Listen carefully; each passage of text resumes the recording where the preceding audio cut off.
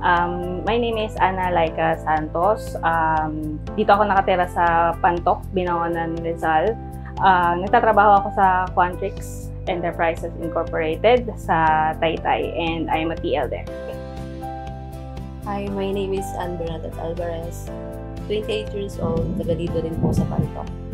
Sa ngayon po, remote work po yung trabaho ko ngayon.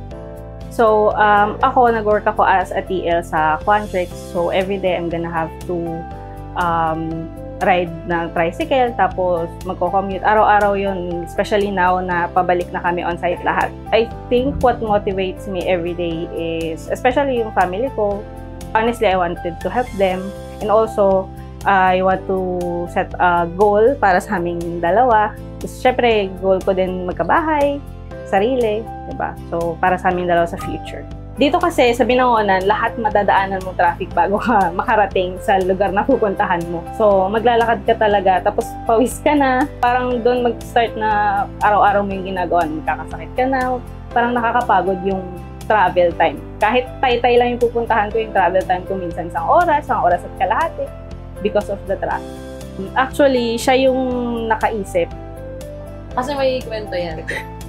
Ganito, parang papunta kami dun sa ate ko. May dadalawin sa hospital, yung mama niya. So, ayun, nasakay kami sa Bajaj. So, parang nagustuhan ko, ang chill, napaka-comfortable. Nung una, nag-try kami sa ibang company. So, meron hidden charge. So, nag-alawan kami. Kasi ito lang yung specific na alam namin pwede namin i-down pay. So, nag-try kami sa Antipolo. Sa Antipolo. Tapos, doon, sobrang approachable ng mga tao. Walang hidden charge. Ayun yung important sa amin. Kung ano lang yung in-advise sa amin na yun yung babayaran, yun lang talaga yung nabayaran namin. Instruct din naman kami or in-advise kami ng mga nag-set naman ng proper expectations. Magkano yung from what amount to what amount yung pwedeng i-down.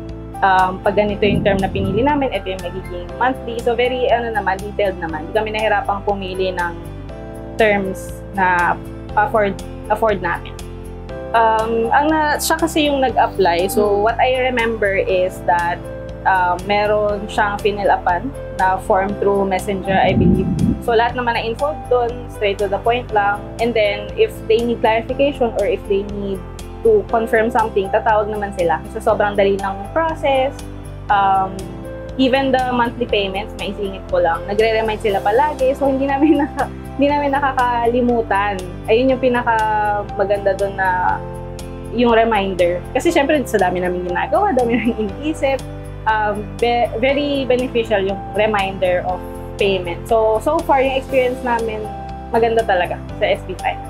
Nakatulong sa work ko. Hindi ako nalilate, hindi ako nahirapang pumasok kahit umuulan. Siyempre sa BPO company, kahit umulan, bumagyo, you have to go to work.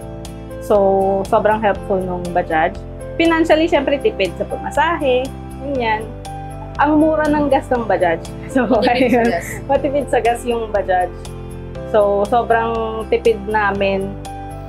Kahit isang full tank lang ng Bajaj, marami na kami mapupunta. For me, SB Finance make your life easier talaga. Sa SB Finance, dito pwede!